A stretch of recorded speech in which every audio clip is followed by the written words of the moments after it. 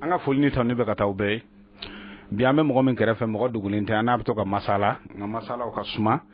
o kadaka jatemine chaman be ale boke ani tonkulu do be fene eno agia o nyemo do o kulunye société civile chaman bade farale nyogonga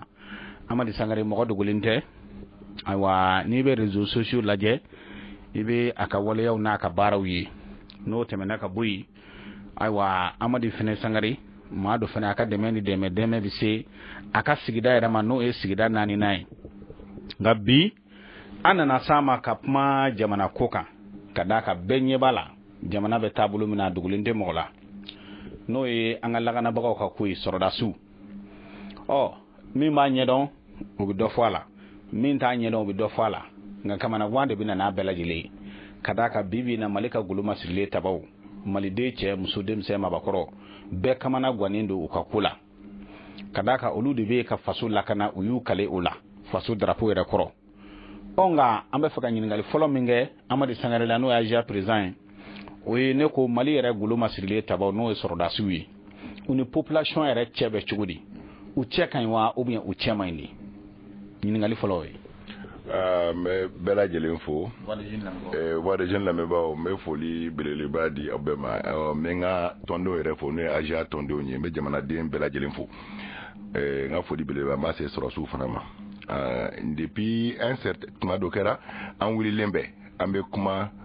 mo fe ka fendo famia armée anaka population ni ñogonte ni fin mi beta ñogon fait parce que armée be bobo jamana dewni la donc ba fo misik nga fo an yere balma kaw nan dew e nan je ñogon de be ni kelela ou de be boraso katrin alors donc ou che faut que ko sabatili mais ameka jatimine ke mo be ka armée ko ani politique ko do ñogona ko jum o de be ka kɛ an ma tiɲɛni ba ye o bɛ ka ɲina k'a fɔ k'an yɛrɛ balimaw don k'u bɛ baara mun na c'est apolitique ani politiki fansi tɛ ɲɔgɔn sala jamana kumabɔli baara u b'o baara de la donc an n'olu yɛrɛ balimaw de don n b'a fɔ n bɛ segin k'a fɔ u tarawele u jara u sidibe u so malidenw halalaw de bɛ yen donc an tɛ se ka politiki ko ni an yɛrɛ kunkan ko ka t'o feere kɛ olu ka kɛlɛ kan donc a kuma in bɛɛ ka bɛ taa min fɛ a bɛ tɔ de fɛ fo an ka kan ka armée kɔ k'a dɔn ko armée nationale de don tanansi ko anw ni ɲɔgɔn cɛ an k'o dɛn ka an ka armée soutenu o relation c'est extrêmement important o ye fɛn belebeleba de mais anw bara an bɛ lagosiliw kɛ an bɛ kumakolon fɔ surasi ɲɛmɔgɔw ma surasiw yɛrɛ ma fo ka t'u kunkari ɲɔgɔn na mais a kɛbagaw b'a kɛ nafa personnel de kama u bɛ k'a kɛtɔla k'a kɛ n bɛ karisa kɔ karisa man di ye ne karisa tɛ bɛn n bɛ nin fɛn ninnu fɔ ka tiɲɛni nati mais u bɛ ɲina min kɔ tiɲɛni bɛ se mali yɛrɛ bɛɛ de ma masa kelen tile tɛ diɲɛ laban karisa bɛ na jama de bɛ na ni karisa ye a bɛ manda kɛ a bɛ tumani kɛ a bɛ taga mais an bɛɛ nana mali in sɔrɔ yan an bɛ taa ka mali in to an denw bolo donc an kana position politikiw lajɛ k'an bɛ kumakolon fɔ k'an bɛ kokolon kɛ k'an bɛ ŋaniya juguyaw ɲini ka se an yɛrɛ kun ma parce que an bɛ kɛ ka gɛrɛni ye ka an yɛrɛ furu fara an ka sabali ka mɔgɔw la gosi u ka baara kɔnɔ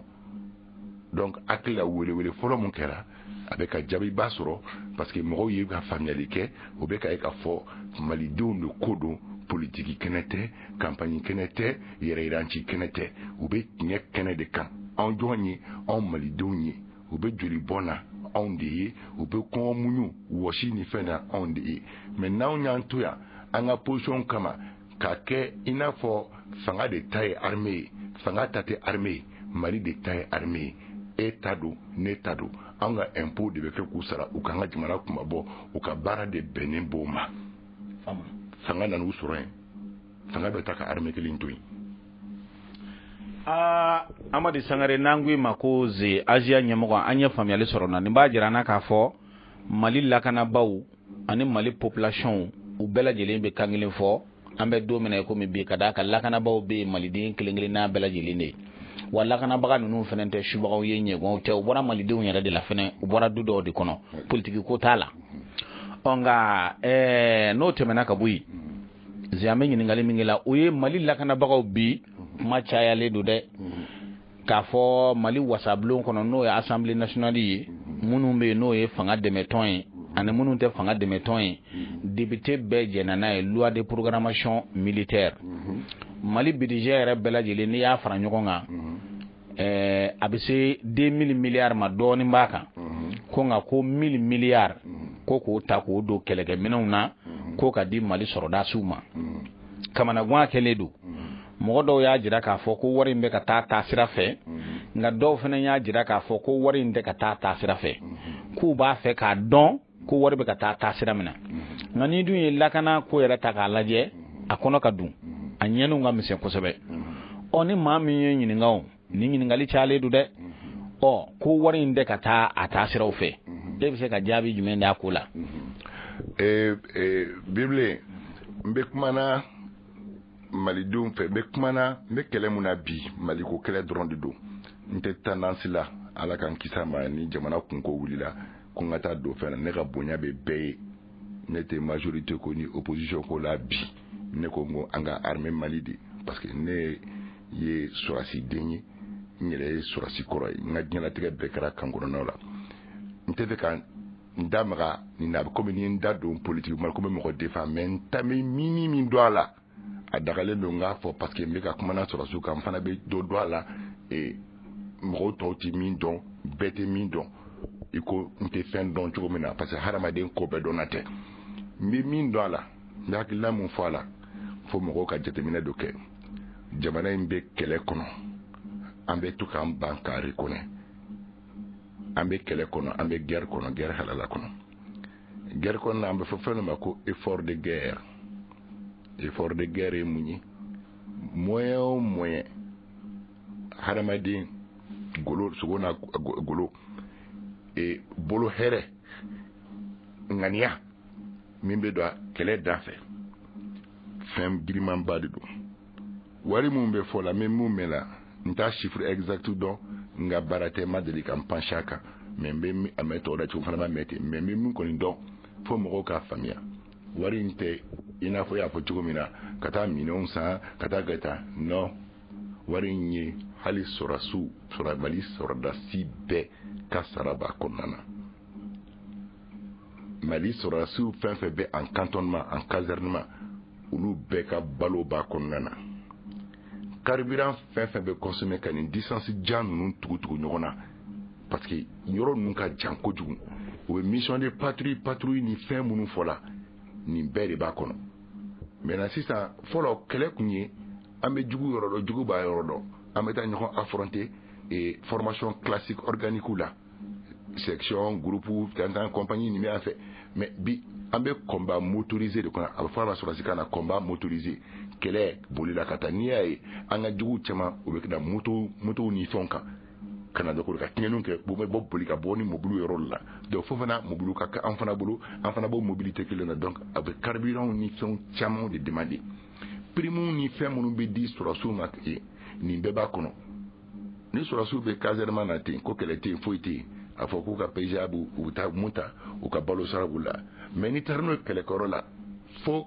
fɛn de ordinaire ka tugu kɔ ordinaire y'o min tobili min bɛ kɛ ka tugu nɔfɛ ka balo ni fɛnw d'u ma kungo kɔnɔ ka taga nin bɛɛ de bɛ nin fɛn kɔnɔ san kelen ko tɛ dɛ san 5 programmation de don maintenant ni mɔgɔ ko a kɛra a ma k'a kɛcogo ye sariya bulon bɛ Mali la o e ye min yɛrɛ fɔ assemblée mɔgɔw y'a voté donc u na taa ɲininkali kɛ o ye tagabolo ye o min fɔra programme mun dira est-ce que o programme exécutera o jalabagaw bɛ yen o sariya bulon b'an bara yan justice b'an bara yan séparation de pouvoir ka fanga bɔ ɲɔgɔn na an ye saba fɔ sisan président ta o ye exécutif ye assemblée bɛ ani justice bɛ bɛɛ n'i ka baara mais anw ka fara ka to ka kumabaw fɔ an sigiyɔrɔ la fɛn kan alors que mɔgɔw bɛ yen minnu ka baara bɛnnen b'o ma anw kan ye fɛn bɛɛ ye anw kan bɛ ko bɛɛ dɔn an bɛ ko bɛɛ si dɔn bon ninnu dun ka société in i don man d'a kɔnɔna na ten minnu dagalen don ka don olu bɛ yen mais n'an tora kɛnɛ ma ka commentaire kɛ an tɛ détail dɔ dɔn an bɛna fili créer ka taa bɛnbaliya don an ka cɛw kɛlɛkɛcɛw ni ɲɔgɔn cɛ n'o nana ka kɛ turupu ni ɲɛmɔgɔ bila ɲɔgɔn na kuma fu fɔ parce que politique intérêt kama n bɛ segin k'a fɔ tuguni ka taa harabagalon ni fɛnw da ɲɛmɔgɔbaw ni fɛnw na ka taa u ka turupuw kɔ don ɲɔgɔn ma Mali de bɛ perdu donc ne tɛ se ka tɛmɛ nin kan n kɔni min f'i ye o ye nin ye n bɛ mun d'a la. Amadu Sangare Asia président nin yɔrɔ an bɛ fɛ ka perepere-latigɛ dɔ di an lamɛnbaaw ma i y'a dɔn 1000 miliyari a fɔra ko de taara ko k'o di ko minɛnw san an ka golo masirilen tabaw ye e bɔra k'a fɔ an ɲɛna sisan ko san 5 de don ni n y'a faamuya san 5 o san 5 1000 miliyari o de bɛ di k'o don lakanabaaw ka koɲɛ dafɛ i y'a jira k'a fɔ kɛlɛkɛminɛnw b'a la u saraw b'a la u ka primiw b'a la hali maa minnu bɛ yen nɔ n'o ye golo masirilen taba n'a fɔra ko n'u binna kɛlɛkɛyɔrɔ la a fɔra ko musaka dɔ bɛ di u ka denbaya ma u den fitinin minnu bɛ den labanw o bɛ taa en charge jamana fɛ u n'a ɲɔgɔnnaw i bɛ se k'a fɔ an ɲɛna k'a fɔ 1000 miliyari min dira o san 5 de don wa ou bien san o san de 1000 miliyari de bɛ ta ka di wa a perepere-latigɛ san 5 loi de programmation militaire min fɔla k'a fɔ parce que mɔgɔw tɛ taa document ɲini ka mɔgɔw ta ɲini k'a dɔn y'a ye n'a fɔra ten ni ko min dira sɔrɔsiw ma nin miliyari hakɛ de dir'u ma a bɛ kɛ mɔgɔ kɔnɔ ko exercice annuel de don c'est à dire san 1 kɔnɔ ko de don non san 5 de ko don san 5 u ka mɔgɔw n'u ka fɛnw bɛ min na a bɛ taga ten et n dun b'a dɔn surtout bɛɛ de b'u accompagner fo n ka fɛn dɔ fana fɔ mɔgɔw ye u ka faamuyali kɛ i marché o wari bɔ minɛnsan o fo mɔgɔw k'a dɔn nin fɛn si tɛ sara kan kɔnɔna na a bɛɛ bɛ sara à partir du trésor public minnu b'a baara kɛ u bɛ sara yen de mɔgɔw ka fɛn wɛrɛ faamuya tuguni ni minɛn fɛn fɛn bɛ san k'a bɔra kɛnɛ ma i b'a sɔrɔ société étatiques de bɛ na ni jamana bɛ jɛ ka baara kɛ n'a wari bɛ sara a bɛ sara o société étatiques ka compte kɔnɔ colonel tɛ yen général tɛ yen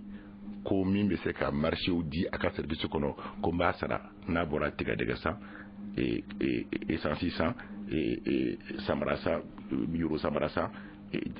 buru san parce que an besoin tɛ k'olu dɔ importer sɔrɔsi ɲɛmɔgɔ ninnu bɛ u ka service la u bɛ fɛn dɔ kɛ a fɔ ma ko expression de besoin anw mago bɛ nin na anw mago bɛ nin na anw mago bɛ nin na service wɛrɛw bɛ yen tuguni minnu bɛ olu ɲɛnabɔli labɛn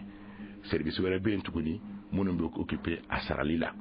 mais a bɛɛ la malidenw de réunilen b'a la a tɛ komi sɔrɔsiw ka ko b'u bolo u dama ten non i y'a ye voilà donc san 5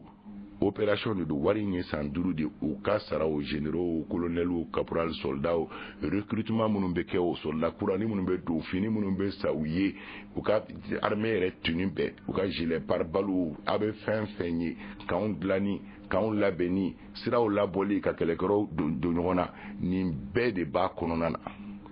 faamuna 1000 miliyari yɔrɔ n'a bɛ di i bɔra k'a di cogo fɔ sisan finance ministre o de bɛ yamaruya di ni ne y'a faamu min ye ministère de la défense ka n'o ka sira fɛ o n'o ka DFM o tuma wari min sɔrɔ ka taa trésor la wa n'a taara trésor la a bɛ bɔ ka di jɔnni ma ye ou bien a bɛ kɛ cogo jumɛnw na sisan. ni u bɛ sanni fɛn fɛn kɛ ni sanni fɛn fɛn fanga ka bon a tɛ taa ministre des finances kɔ a tɛ taa direction générale des marchés publics kɔ c'est-à-dire jamana tagabolo yɛrɛ don a sira ka ca kojugu n bɛ segin k'a fɔ a kana kɛ mɔgɔw kɔnɔ ko wari min fɔlen bɛ k'a talen bɛ ka taa di sɔrɔsiw ma k'u ka bila u ka so kɔnɔ k'u ka kan kɔnɔnaw la can tɛ Mali in na bi a bɛ yɔrɔ ite se ka wari bɔ ni papier t'a la bon papier mun b'a la sa ka yamaruya k'a fɔ a bɛ kɛ nin de ye malidenw de b'a yira k'a fɔ ahɔn nin minɛn fɔra an jɛna ni nin sanni an ma jɛ ni nin sanni an jɛna minɛn min commandera a minɛn bɛ min papier bɛ yira k'a fɔ minɛnw filɛ minɛn min demandera o de ye nin ye o de ye nin ye o de ye nin ye donc n'a sera service central ma i n'a fɔ DFM ka niveau la o bɛ sɔrɔ ka Tombouctou ye mun demander o bɛ taa d'ulu ma armée la mɔgɔw ye mun demander o bɛ taa d'u ma u ka avis bɛ ɲininkali kɛ u ka avis technique mais état major foyi tɛ min bɛ se ka marché di a yɛrɛ ma a tɛ yen bi a tɛ yen min bɛ se ka kelen fɔ k'o yira ka jama bila fili la dɔrɔn u y'a kɛ tan a sɔrɔsi ɲɛmɔgɔ tɛ yen min kelen bɛ se ka wari ayi i tɛ se ka tɛmɛ 50,000 wa 100 dépense kan o y'i ka fonctionnement de routine ye dɔw ta tɛ fosi yɛrɛ bɔ fɛn fɛn u mago bɛ minɛn min na a bɛ ɲini de ka na d'u ma marafafɛn b'o la mobiliw b'o la finiw b'o la hali fini i tɛ se ka se yɛrɛ k'i i b'a san min i ka baara tɛ aw y'a jira k'a fɔ ko sɔrɔsi ɲɛmɔgɔ dɔw ye fini dɔw désigné ko minnu ye fini kolonw ye ko minnu man ɲi ko k'a y'u san baara kɔnɔna na olu bɛ se ka kɛ dɔw bɛ se ka fini dɔ fɔ aw bɛ u ka choix bɛ taa bɛn fini wɛrɛ ma o ka ɲi o man ɲi ne hakili la o kun ka dɔgɔ an bɛ kan mun na bi kan minnu kɔnɔ bi i tɛ se k'olu bɛɛ seereya tigɛ parce que organisation société belebeleba de don a besoin ka ca an bɛ kɛlɛ kɔnɔna na fɛn dɔw santa bɛ ɲa dɔw bɛ se ka kɛ ma ɲa a bɛ f'olu ma ko des fautes techniques mais n'a tun dan'o ma mɔgɔw b'o reproche minnu kɛ ne hakili la o tɛ se ka sɔrɔsi ɲɛmɔgɔw n'u ka turupu bila ɲɔgɔn na o mais min y'a la ka turupu lafili parce que soldat ye soldat de o a donna armée la a ma mɛn kosɛbɛ a t'a kɔnɔ kow ni fɛn dɔn a tɛ jamana taabolo dɔn a tɛ a finance ko dɔn ale ka baara t'o ye mais réseau bɛɛ sɔgɔlen bɛ réseaux sociaux la donc k'a dɔn minnu bɛ ka nin critique ninnu u b'a dɔn k'u bɛ ka mun fɔ la k'u tɛ tiɲɛ kan mais u b'u tugu k'a fɔ pour que ka tiɲɛ ni tiɲɛni don u yɛrɛ waso kama ou bien ka ko dɔ jɛngɛ dɔ bolo mais u bɛ ka jɛngɛna Mali de bolo bilen f'an ka taa o yɔrɔ in de kaminɛ f'an ka o yɔrɔ in de jateminɛ an k'o bɔ an tagabolo la k'a dɔn k'a fɔ l'armée la elle est nationale armée ye maliden bɛɛ lajɛlen de ta ye anw tanga fɛn de don anw yɛrɛ de denw b'a kɔnɔ an ka fara k'u bila fili la an ko bɛɛ sɔdɔnna tɛ e tɛ se ka kɛ dɔgɔtɔrɔ ye ka kɛ gesedala ye k'u ka baara dɔn ka kɛ sotaramabolila ye surasi ye surasi de ale talen b'a kan a ye formation de kɛ jamana y'a sara o kama a ka baara o de e ti to kɛnɛ ma k'i b'o ka baara n'u ka fɛn fɔ fo ka to komi ka o n'a ka turubu bila ɲɔgɔn na i n'a fɔ ka dutigi ni duden kɔ don ɲɔgɔn na tiɲɛni de don mais anw bɛɛ kelen bɛ k'an yɛrɛ kɛ ko bɛɛ dɔn n'a ye n b'a fɔ n bɛ se k'a fɔ on ne s'improvise pas chirurgien i tɛ kɛ chirurgien sugu ni dugu cɛ o sinon i bɛ kɛ boucher ye i bɛ kɛ boucher ye o donc an ka fara ka kuma ninnu cɛla la mais n bɛ mun f'i ye faamuyali caman bɛ ka k'a ko la parce que réseau kan i y'a ye sisan an bɛɛ bɛ armée de soutenir la mɔgɔw bɛ k'a faamuya k'a fɔ nin tɛ yɛrɛ ko ye bilen nin tɛ position ko ye bilen nin tɛ majorité ko ye nin tɛ opposition ko ye nin ye Maliba yɛrɛ de kunkan ko ye an ka Maliba kunkan ko ɲɛnabɔ fɔlɔ n'an ye kɛlɛ in ta ka bɔ an da la n'an ye se di an ka sɔrɔsiw ma k'u dɛmɛ a tɛ o la ten après n'an bɛ kɛlɛ mun kɛ an na continuer n'o politique ko kɛlɛ mais e yɛrɛ k'a lajɛ sisan bilen Mali yɛrɛ kɔnɔ bi an bɛ taa ni yɔrɔ min na n'i ye débat yɔrɔ o yɔrɔ on ne parle plus d'économie on ne parle plus de culture an tɛ kuma bilen sport kan an tɛ kuma na agriculture kan an ka kuma yɛrɛ bɛ bɛn ma guerre fo an bɛ ɲininiw ni ɲɔgɔn kɛlɛw ni fɛn kɛ guerre ko kuma kan c'est vrai c'est le problème qui est d'actualité o de b'an da la bi mais ne hakili la n'an bɛ kuma an ka Mali in bila ɲɛfɛ fɔlɔ an ka yɛrɛ disi gosi in dabila an ka sabali ka dɔn k'a fɔ ko bɛ ka se an ka jamana Mali dan tɛ Bamako ye Mali dan tɛ Bamako ye dɛ Mali in ka bon kojugu wa an ka kɛlɛdenw u bɛ Mali seleke bɛɛ la parce que kɛlɛ walakata la kabini kɛlɛ b'an ni kɔrɔnfɛla dɔrɔn cɛ sisan fo ka na kɛ an yɛrɛ bolo minnu y'an dɔ ye olu fana wulila n'a kɛlɛ suguya wɛrɛ ye n'a diinɛ ko kɛlɛ ye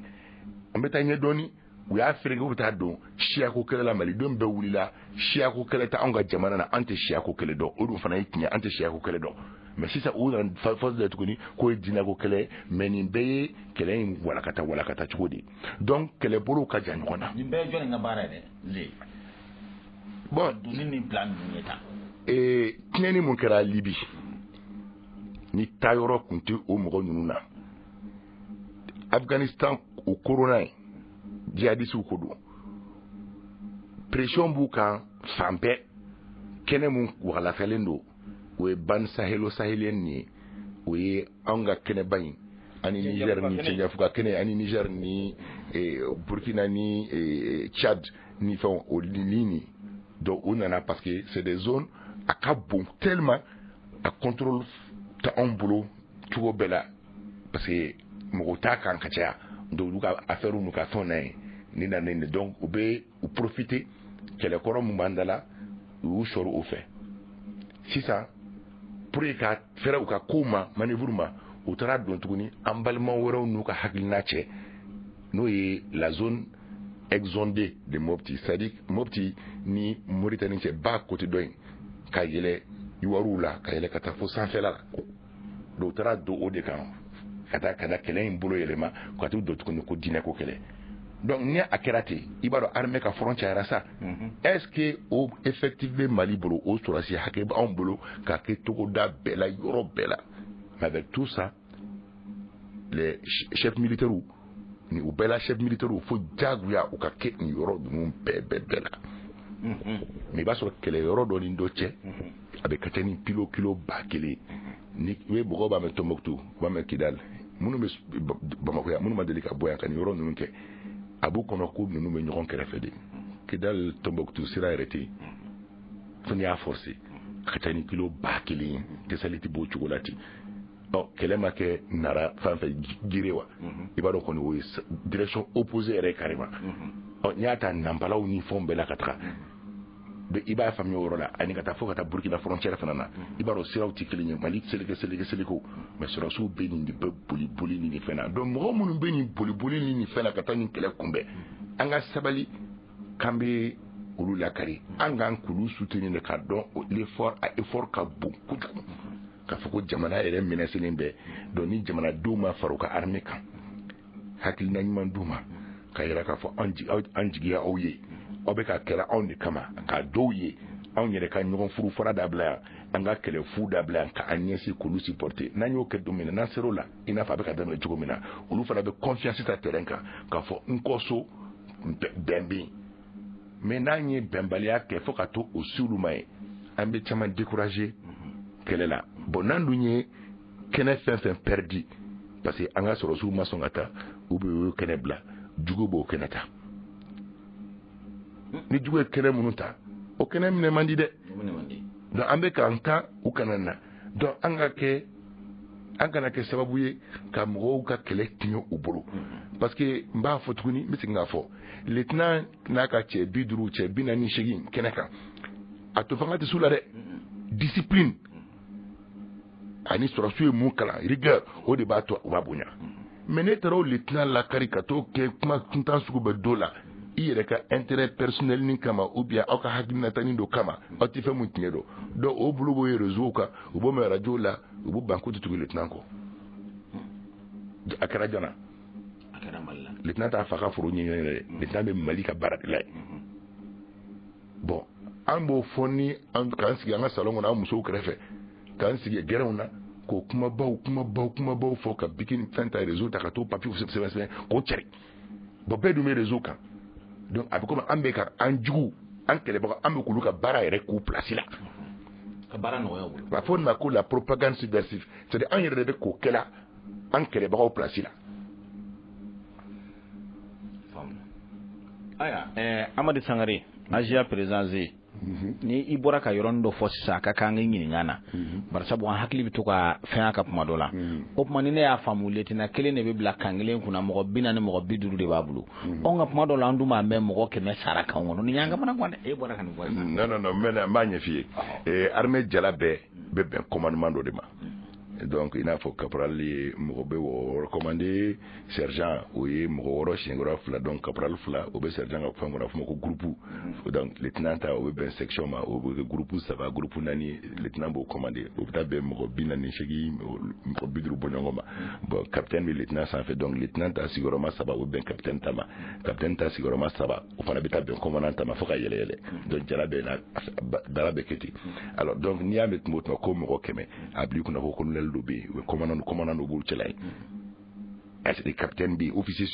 subalterne que mo keme militaire manam mo keme flam mo keme abli ko no commandant ni fond de soin colonel lu to lambe ka fo officier chairman de terrain kay ni kelen ci te fuluko o ma andele mane tayna commandant de tume ou bien lieutenant de jumeng bi bon andele mane non na nya fina ni afol mako les postes avancés ou des détachements ça dit que kele kon nana quoi donc absaka ke ibisaka balikali mo tanye colonel be mo tanye ma par rapport à une mission bien déterminée. Il y a une mission bien déterminée. Donc il faut un élément nous sur la table. Il faut que sur commandant bien, ou colonel bien, ou bien capitaine bien, parce qu'il y a une mission là. Bon, maintenant en profiter ni oroni fait, qu'à fin de n'y a pas mourir. N'y a mais ou tout cas fort, ni te kaunye, ni kaundia. Ah, ni Philippe et qui date donc on a été commis sinon. Quand ani casernement o te kilinyi dambara mbuche ambe kelero mena sisa les camps sont mobiles quand ambe kando dla ka ben circonstance doma parce que positionnement abe se ka déplacer ka boy akana ke mo kono ko bi se ka tansuro ki be to o kan dla ki be ta béton ni sou jojo ka kolon sene ka dinge ba ni fanke non il va se manga durer ka fin de tes mains akabeti anga kele traboloka ambe kando improviser ka protection sommaire kala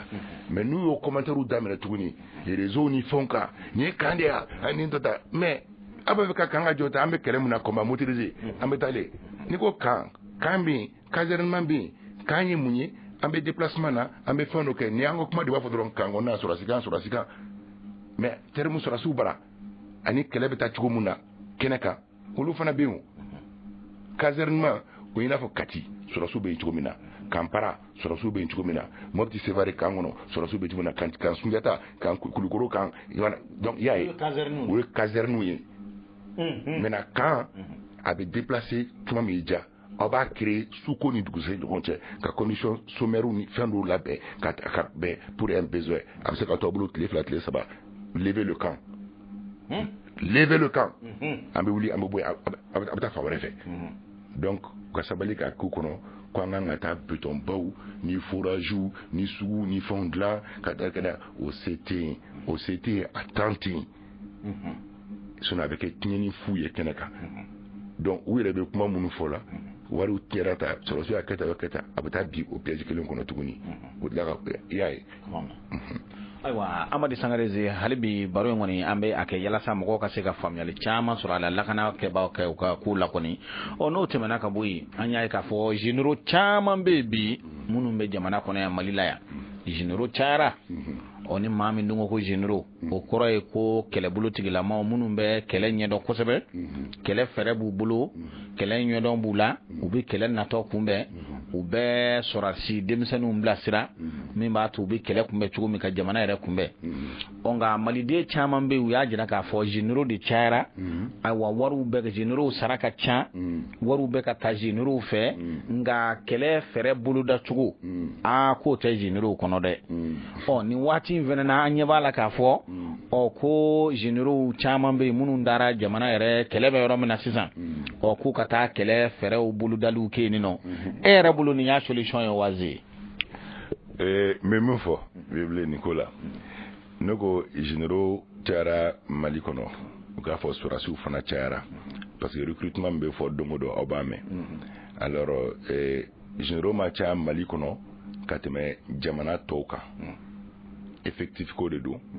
ani ancienneté ani mérite ani nié kalanke anga ni généraux nanga colonel nanga lieutenant ni anga pilote ni anga armée transmissionnaire ni fond ou ye école baudike école de guerre ke école d'état-major ke cours de perfectionnement officieux ke école d'application ke o bɛɛ bɛ taa kɛ tubabu nanzara dugu la o bɛ taa kɛ Cameroun o b'a kɛ Indonésie o b'a kɛ jamana fan caman a yɔrɔ ninnu bɛɛ la malidenw premier n ko bɛ a ti nin wula o u b'a mérité donc a yirala fɔlɔ u bɛ an ma deli ka kɛ dernier hali a ta dɔrɔn an ka mɔgɔw bɛ taa université la kɛnɛmana na malidenw bɛ kɛ premier de ye donc sɔrɔsiya fana o cogo kelen don alors n bɛ na nin ye rapidement a fɛn na donc mɔgɔ b'a fɔ ko généraux dalen bɛ yan parce que i b'a dɔn mɔgɔ delen bɛ film lajɛ la quoi dɔ b'a la wala ko général nin y'a kɛ tan non général bɛ kɛ commandement de la o bi on a général dɔ bɛ yen qui est chef d'état-major général des armées o ye général ye chef d'état-major de l'armée de terre o ye général ye chef d'état-major de l'armée de l'air o ye général ye olu de bɛ au commandement donc ni ko wulila mun b'olu ka arme concerné olu de bɛ wuli k'u ɲɛsin o baara ma e tɛ se ka général wɛrɛ bɔ k'a sɔrɔ nin de bila commandement kan k'i bɛ na n'o ka n'o ko ka n'o commandement k'o place la ko bien ko ka n'o dɛmɛ o baara la ten non question de confiance ko de don an ka taga ɲɔgɔn faamuya kosɛbɛ min b'a la don min na o b'a la o don alors donc généraux minnu kan ka taa sur le terrain u bɛ yen généraux dɔw fana bɛ yen tuguni u bɛ baaraw kɛ stratégie baaraw ni fɛnw kɛ ministre de la défense kɔnɔna na u ni officier wɔɔrɔw bɛ yen fara ɲɔgɔn kan ka jate ni fɛnw minɛ sɔrɔsiw bɛ yɔrɔ min na u kan ka taa yɔrɔ min na minnu kan ka relever minnu sɛgɛnna kɛlɛ la minnu blessé minnu kan ka récupérer kura minnu kan ka taa nin bɛɛ jate de jamana in ka bon kɛlɛyɔrɔw ka bon ko fɛn kɛ ten donc généraux caman impliqué len bɛ o la ten mais dɔw de bɛ commandement na minnu bɛ commandement na o de la i b'olu de ye ka caya o kɔrɔ tɛ ko minnu tɛ yen a la k'u tɛ fɛn dɔn ou bien k'u bɛ sunɔgɔ la non i tɛ se ka sɔrɔsi ɲɛmɔgɔ dɔ wuli ka t'o parachuter mɔgɔw kan ten tu vois na ani turupu ma deli o ye kelen ye ale tɛ a combat kɔnɔna na kɛlɛ kɔnɔna na a ma fɛn tɛ donc ka na suko ni dugujɛ cɛ ka na a ta k'a fila kɔnɔ ten k'a sɔrɔ a commandement ma d'a ma armée hiérarchie yɛrɛ fɛ a tɛ bɛn bon généraux ninnu filɛ n'a ye mun ye télé la don min na o kɔrɔ k'u ye jɛra n'a ye o ka bɔ o ka yira mɔgɔw la ka mɔgɔw dusu sumaya mais o bɛ taa opération caman de kɛ nord nin na mɔgɔw tɛ bɔ min kala kɛlɛkɛyɔrɔ ninnu na mɔgɔw tɛ bɔ min kala parce que armée tɛ kumaba fɛ a cɛ man ɲi n'u ka sortie tora ka fɔ ka yira o ye ka information yɛrɛ bɛɛ di jugu ma n bɛ to k'a fɔ n ko filɛbaga wɛrɛ bɛ muso la min t'a cɛ ye an ka an jugu an bɛ fɛn fɛn fɔ tan an bɛ fɛn fɛn ye jabarani kɔnɔ an juguw fana b'o fana yɛlɛ o b'o fana fɔ ten donc o b'o fɛn ninnu exploiter mɔgɔ wɛrɛw bɛ yen tuguni an ka walew bɛ yen i n'a fɔ an bɛ résultat minnu kɛ terrain kan an fana bɛ tiɲɛni mun kɛ an t'an ka photo cari juguw b'u ka photo cari parce que olu tɛ jamana reconnue ye u tɛ organisation reconnue ye mais ni anw ye photo cɛjugu kelen fila bila dɔrɔn i b'a ye Nations Unies et droits des hommes ɲapati goloti bɛɛ bɛ wuli anw kama n'i sɔrɔl'o la o bɛ se ka kɛ sababu ye u ka i ɲamaci u ka embargo k'i kan u ka kumakolon f'i ma u ka taa n'i ye tribunal de la Haye la k'a fɔ ko crime de guerre a dɔn ta bɔ ta mais dugu minnu b'a kɛ olu ye groupuscule olu t'a kun ye de ka anw dusu kasi a ka ye k'an ka sɔrɔsiw moral tiɲɛ bon o de la n b'a fɔ anw man ka ninnu véhiculer je crois que ministre de la défense yɛrɛ da magara kuma la ko mɔgɔw ka sabali o fɛn ma parce que jugu de bɛ a ɲini ka o pousser olu ka baaraw ye an yɛrɛ bɛ ko baara kɛ k'an yɛrɛ contrôle la donc n bɛ mun fɔ généraux bɛ kɛlɛkɛyɔrɔ la u bɛ taa kɛlɛkɛyɔrɔ la u ni kɛlɛkɛdenw bɛ ɲɔgɔn fɛ olu de b'o organiser généraux caman bɛ yan u ka baara bɛnnen bɛ moyen mun kan ka di kɛlɛkɛdenw ma o moyen bɛ labɛn cogo min na a ma di o bɛɛ t'o dɔn fo mɔgɔw k'o faamuya marifa sugu min kan ka utiliser yɔrɔ min na ni avion kan ka porter se yɔrɔ min na et transmission mɔgɔw kan ka baara kɛ yɔrɔ min na génie kan ka taa sira dilanw ni fɛn kɛ yɔrɔ minnu na ka jate minɛ da moyen mun b'an bolo se mun b'an ye n'an ye nin kɛ nin nafa ye mun ye nin nafa ye mun ye c'est des responsabilités o ye ta officiers supérieurs généraux ni fɛnw de kala a kana kɛ mɔgɔw kɔnɔ k'u bɛ sigilen yan tan k'u tɛ fosi la non mɔgɔ ka sabali général tɛ Mali kɔnɔ min ma nord nin kɛlɛ kɛ a tɛ min ma séjour kɛ nord la a tɛ kelen fɔ a tɛ mun ma k'a lieutenant ma min ma k'a capitaine ma a colonel ma Musa Singo Kulubali mais e bɛ ɲinɛ mun kɔ o ma kɛlɛ kɛ dɛ non ni mais ntena mbe sabali parce que nkade do bien mbo kono te ambe no ne beni général actifu munu be fena komi non angamba kuna ala mideli parce que au politique de la sisa bon n'était politique là ne société civile mbeka kuma mali naka armée là quoi bon c'est ça ni généraux nu ya jira ka fo be kele fere buluda u be bara chamange aywa mogo te bo min kalama nga balana ko yumi anga soroda su ube kamunu ngono ire ajira ka fo kambe déplacer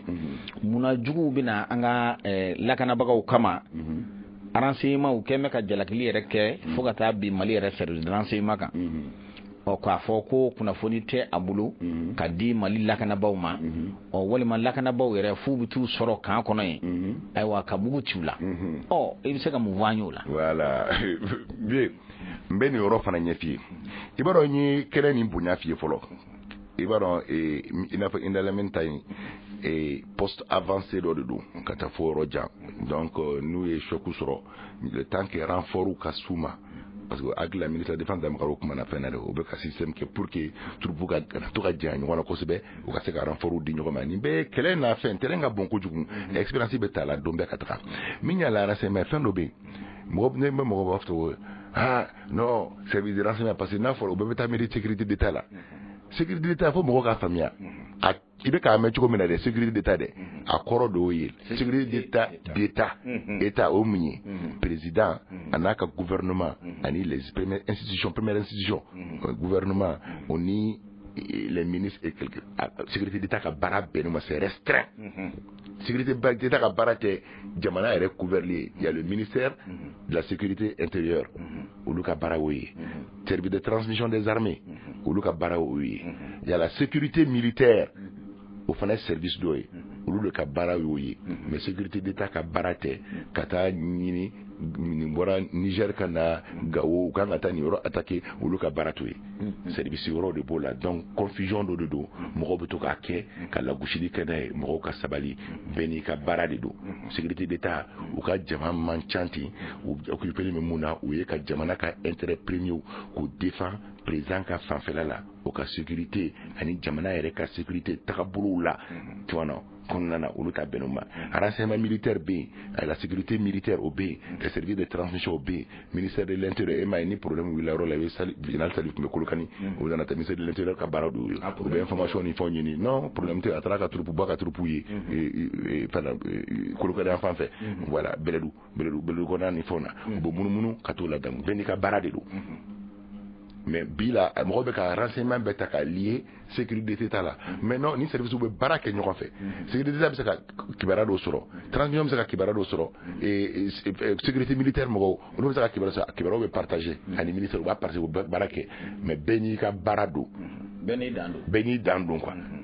voilà faut familier ka kola bon donc ibe ka attaque ni fait mon fota attaque chama de be déjouer fait parce que du coup nous be ka mon fille e ba se kana karla e no be karta ngwa fa ka bobo mako katra c'est vrai ka teme awta o resoro fo gosi u be jigi so benyana ko mo to be jigi na kar ko no chugo mina mi ba soro marama fen dugolo mu bolo do ama mo jugo wara na sa dugu kono su ko ni so yeche u be ta ka to ka chenchena ka to ka minombo u be do be na ka do ka marama fen ni parce que lu ka kilata do donc immunité ka fo ere ka fo fen do na anka parce que ambien ka sira la mo kana do mais en saka dugu do mbali ka ko dugu kono bon ni dugu do yire ben que on contrôle là fi mo ka do la do venga ko fo ligay bon ni nous lui réclate bagay na la possibilité au akachama beti bien que la ñina c'est d'aller bien que la ka bon anga mo bo kala la au quoi des figures de fond kono mais yoro do la population bu deme ku deme ko jugu donc be information ni fond do soro mais isra information ni na chugo engo mo de be information di ma population ka di anga surface ni ka bon ka me drone ni avion ko survoler ka mo ka boroke ka jamfa ou dina sokona jamfa o domani de donc an bɛ précaution de ta ka an yɛrɛ préserver a caman de bɛ déjouer k'a fɔ ko service min tɛ baara la ne k'o kumaba fɔ de don parce que ni choc kelen min kɛra n'o mɛnna dɔrɔn kɛlɛ in bɛɛ bɛ ta ka yɛlɛ choc kan i n'a fɔ dɔw baara ye min ye sisan soldat dɔ k'a fɔ k'olu ka prime ma d'u ma Kayi dɔw bɛ se ka les réseaux kan ten les militaires n'ont pas leur prime sɔrɔsiw m'u ka prime sɔrɔ parce que ale balimakɛ kɛ dɔ ye téléphone ci ko a ma prime sɔrɔ fɔlɔ est ce que Kayi sɔrɔsi min bɛ yen Kayi est ce que ani minnu bɛ kɛlɛ la ɲɛfɛ olu ye kelen ye wa bon ni e ye o kuma ta k'i b'o kuma cari ka taa o kɛra n welela de ka fɔ n ye sɔrɔsiw m'u ka prime sɔrɔ e ma mɔgɔw jigi tigɛ e ma mansaw ni fɛnw mɔgɔw bɛ décourager ninnu de ye kumakolon ye mɔgɔw ka sabali. Amadi Sangare n'an ko i ma ko ze baro bɛna se a laban yɔrɔw la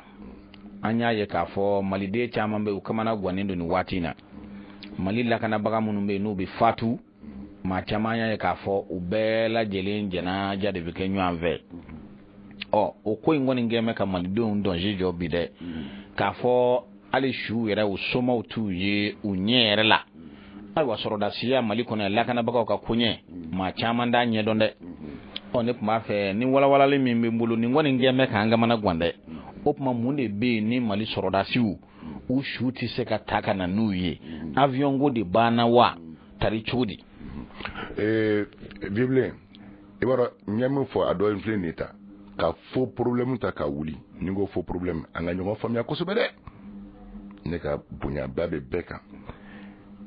anw tɛ ka kɛlɛ kɛla jamana wɛrɛ kan koyi an ka kɛlɛ bɛ anw yɛrɛ de ka jamana kɔnɔna na ka tubabuw lajɛ olu b'u ka su k'u kun ka taa n'a ye Faransi tubabuw de sara Mali la donc a dagalen bɛ k'u ka su ta ka taga n'a ye Faransi Américains tun b'u ka su ta ka bɔ Vietnam ka segin n'a ye ka taa Amérique parce que kɛlɛ bɛ ka taa kɛlɛ kɛ jamana wɛrɛ kan u b'u ka su to yen n'u sera ka su mun ta ka segin n'o ye u b'o su ta ka segin n'o ye mais an ka kɛlɛ bɛ an ka Mali de kɔnɔna na f'an ka faamuyali kɛ ten wa a kana kɛ mɔgɔw kɔnɔ ko sɔrɔdasiw bɛɛ ye Bamako ka denw ye sɔrɔdasi dɔw bɛ bɔ Wusibijanja sɔrɔdasi dɔw bɛ bɔ Nara dɔw bɛ bɔ Keɲeba dɔw bɛ bɔ Narena an ka kɛlɛkɛyɔrɔ walakatelen don attaques tɛ komi an bɛ ka kɛlɛ engagé an b'an ka su récupérer sur place ni fɛn kɛra ta k'an bɛ taa cérémonie fana an bɛ na taa an ka caserne kɔnɔ an bɛ na n'an ka fabaw kɔnɔna na non an ka kɛlɛ dɔw bɛ komi u bɛ taa i bɛ poste dɔ fɔ aw yɛrɛ nin tɔgɔ dɔw mɛn yɛrɛ pour la première fois ni attaque kɛra la a t'a dɔn ko Mali dɔ don yɛrɛ n'a tun fɔra ko dugu tɔgɔ fɔ k'a fɔ ko Niger don Burkina don a b'a fɔ ko o don mais Mali ta de don donc poste minnu bɛ 1000 km 2000 km an ka Sahara in bɛ cogo min na a condition bɛ cogo min na sirako ni condition yɛrɛ e ka lajɛ ani kɛlɛkɛ den su minnu binna kɛlɛ la bombu don min de y'a kɛ o su bɛ état minnu na n'i m'a sɔrɔ a temps aw ka t'o sɔrɔ lahawla dɔ la an ka jateminɛ kɛ an b'o cercueil n'o fɛn dilanw bɔ min an ye tubabuw ye tuma jumɛn k'an bɛ cercueil dilanw ni fɛnw kɛ an b'olu bɔ yɔrɔ jumɛn k'an bɛ to i birilen bɛ kɛlɛ kan aw bɛ ka na o kan mun cira k'o kan récupérer k'aw ka taa sigi cercueil dilan na ka ambulancew ni fɛnw o conditions ni fɛnw réuni k'o su ta kelen kelen k'e bɛ t'o di olu mansa ma ne ko kile bɛna ban anw bara yan an ka na an ka société ye silamɛ société de dɛ silamɛ société de don kabiri kira tile sallallahu alaihi wasallam ni kɛlɛ ni fɛnw kɛra kɛlɛ bɛ kɛ yɔrɔ mun na minnu ni bɛ to olu bɛ don ye a tun bɛ sabali ka na ni su ye parce que i bɛ dɔ fara den kan a bɛ na ni tiɲɛ caman ye a bɛ na ni kulo caman ye dugu kɔnɔ aw k'a lajɛ an bɛ kuma minnu fɔla nin ko la n'a fɔra ko ka na ni su tiɲɛ de ala fɔli man di ye yarabi ma ala ka hinɛ la ala ka jigiyɔrɔ ɲa parce que u bɛ a kɛla faso in de bon n'o o bɛ cogo dɔ la k'o ta k'e bɛ na n'o ye so k'e bɛ to o di o balimaw ma mɔgɔ bɛ k'a fɔ i n'a fɔ Bamako don Bamako dɔrɔn tɛ o sɔrɔdasiw bɔyɔrɔ ka ca fo k'a suite a bɔ yɔrɔ min na a parents bɛ yɔrɔ min na ko ka t'o kɛ ten mais service social des armées bɛ yen chaque fois ni sɔrɔdasi binna u bɛ condition bɛɛ ɲini ka identification ni fɛnw bɛɛ kɛ service social bɛ courrier ni fɛnw correspondance dilan u bɛ wuli ka taama ka t'olu bara ka t'o démarche n'o fɛn kɛ an bɛ na min fɔ nin innovation de ne y'a fɔ ne wolola nin kɛlɛ in sen fɛ Kidal ne dɔnbaga caman n teri caman binna nin kɛlɛ nin na ye kidali ne yɛrɛ ka su nacogo kumaw ni fɛnw mɛn o ye sisan tile ye parce que a jabarin na an bɛ tubabu ye dɔw yɛrɛ y'a fɔ ni dɔw yɛrɛ bɛ k'a fɔ pour que ne pas rapatrier nos corps an ka ɲina rapatrier ka taa n'a a ka jamana na o y'an ka jamana ye silamɛ jamana dɔ pour la plupart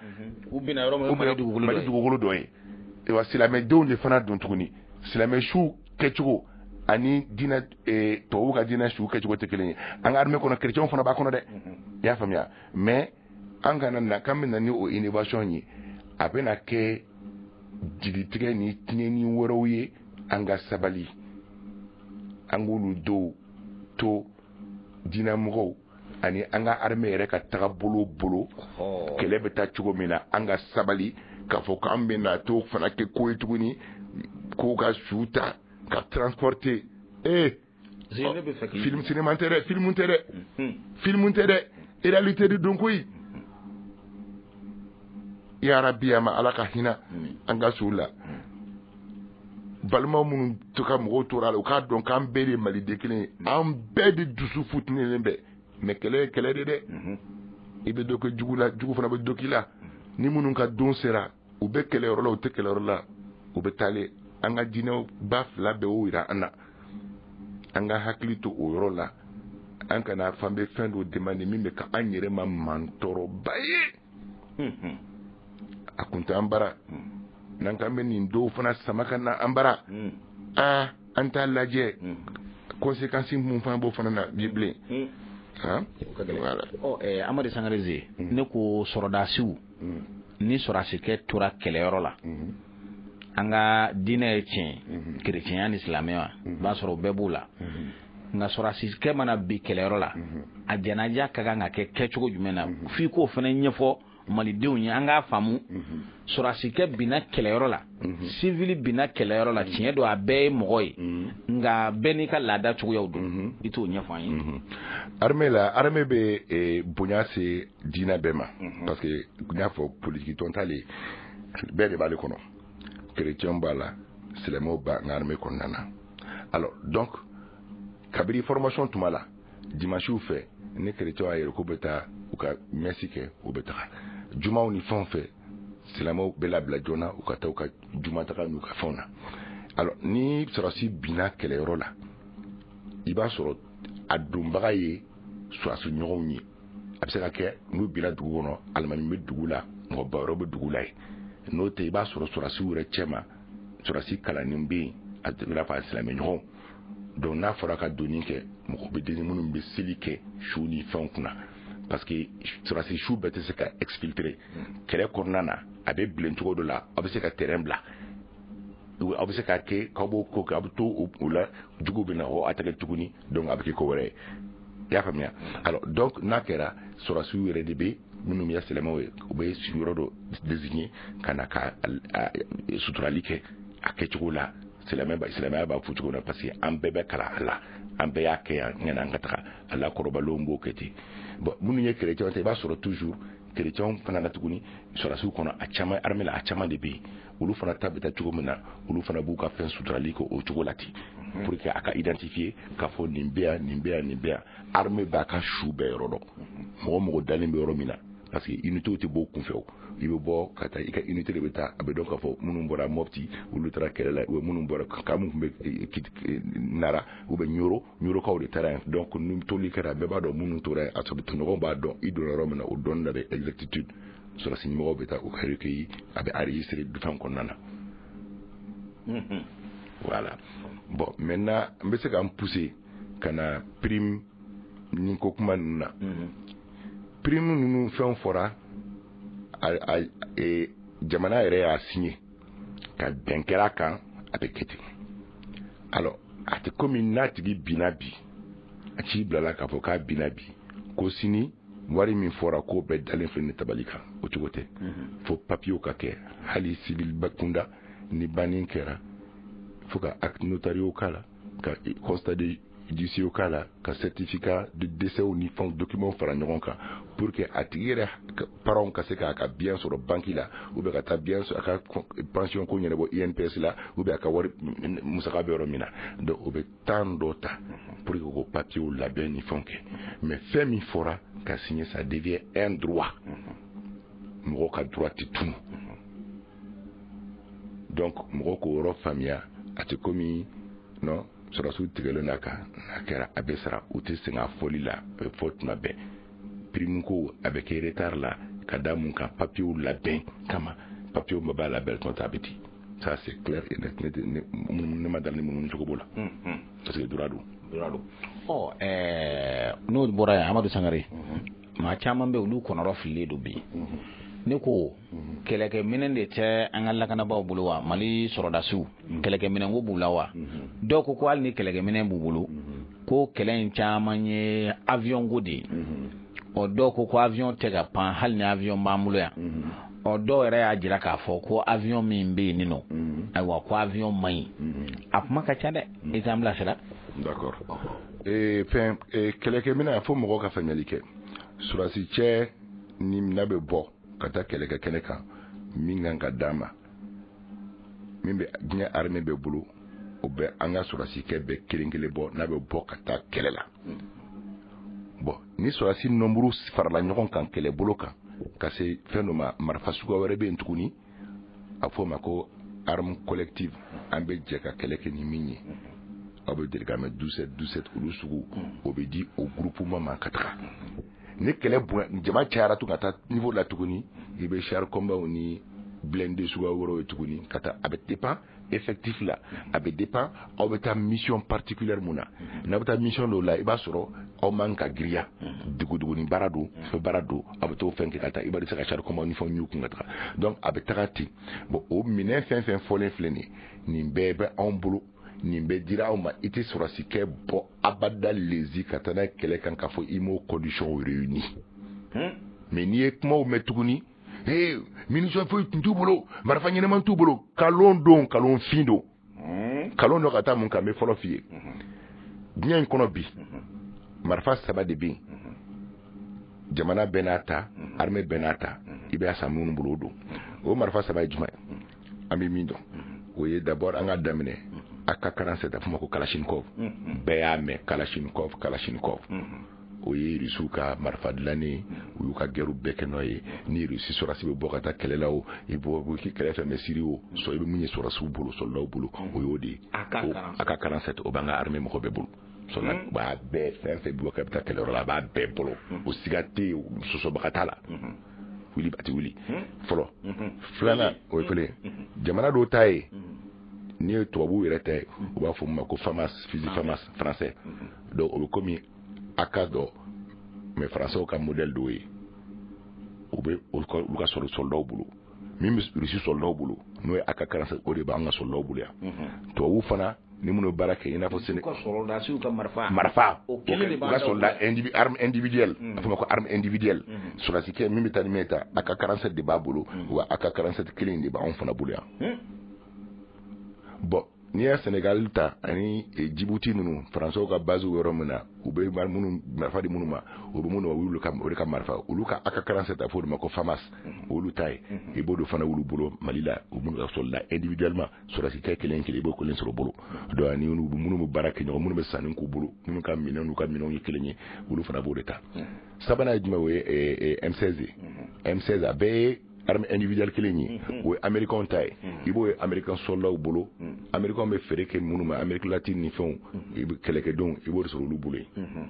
anw ta ye AK-47 ye o b'i bolo i n'i bɛ bɔ ka taa kɛlɛkɛyɔrɔ la munition hakɛ dɔ de bɛ d'i ma a fɔ i ka dotation en munition ye o bɛ dafalen bɛ d'i ma i tɛ bɔ ka taa n'o kisɛw ye i tɛ bɔ ka taa mission na n'o dafalen ma d'i ma gilet pare-balles tous ceux qui sont engagés dans le combat gilet pare-balles bɛ bɔ ka d'u bɛɛ lajɛlen ma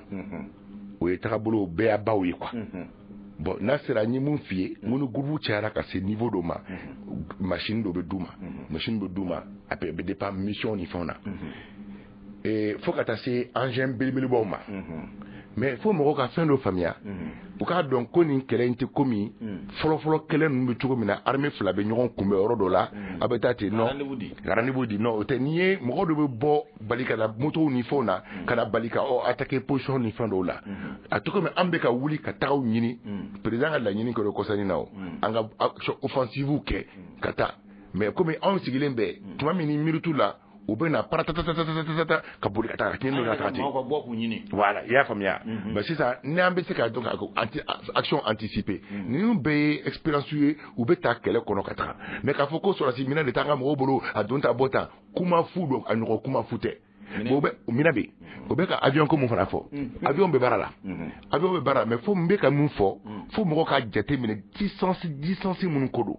ne y'i ka avion wuli avion autonomie de b'a la autonomie kɔrɔ min ye avion bɛ se ka tuma jumɛn kɛ durée jumɛn kɛ boli la ka sɔrɔ a mɔgɔ ma jɔ carburant na